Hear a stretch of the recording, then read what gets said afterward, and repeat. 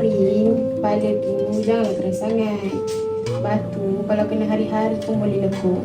Apatah lagi hati orang. Tapi saya tak buat salah apa pun. Kawan-kawan pun okey je. Ya, berkawan tu mungkin senyum, tapi hati dia siapa yang tahu. Cakap main lepas je. Kadang boleh selitkan hati orang. Tak semua orang boleh tahan. Nurin cuma jadi diri Nurin je. Jadi diri sendiri tu tak salah, tapi biarlah dia ada. Kalau angin tu terlalu kuat, pokok pun tumbang. Cakap dah lembut sikit, baru orang senang nak dekat.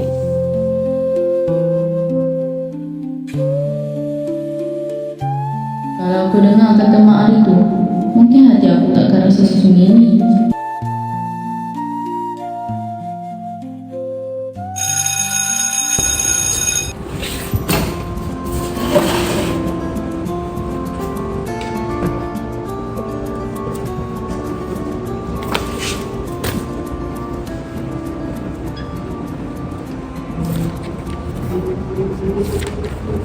Nah, lepas malam aku salin untuk kau. Tak suruh pun. Aku cuma nak tolong je. Saya tunggu air lah.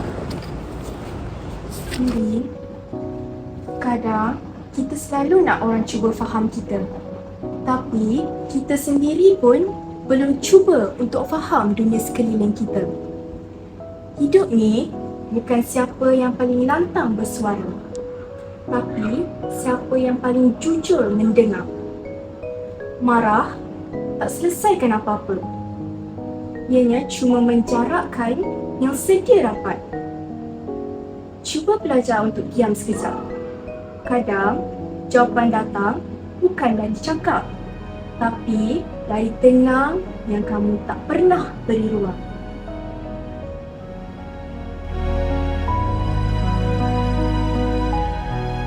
Aku dah penat orang salah faham aku. Ayah pun sama. Aku bukan budak baik macam orang nak aku jadi.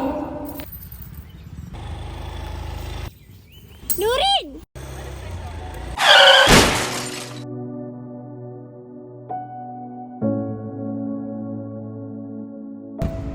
Ni, ubat doktor. Jangan biar parut tu lama-lama.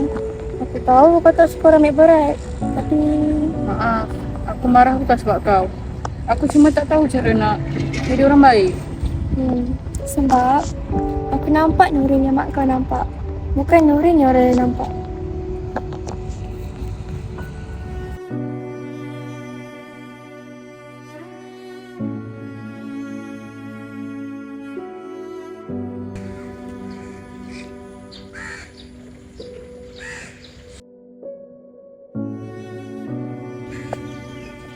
Pada insan dalam hidup ni, Tuhan pinjamkan sekejap je.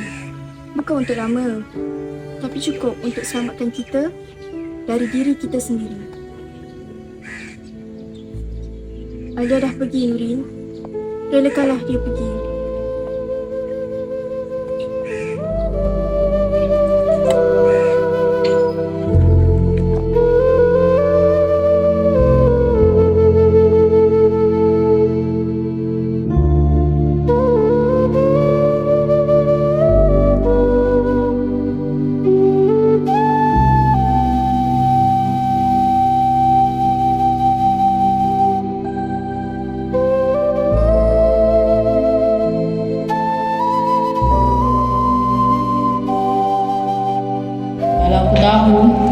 Kalau aku tahu dia yang tolak aku ke tepi masa motor tu datang. Kalau aku tahu itu kali terakhir dia pandang aku dan senyum, aku takkan biar dia bunuh pula untuk aku ucap terima kasih.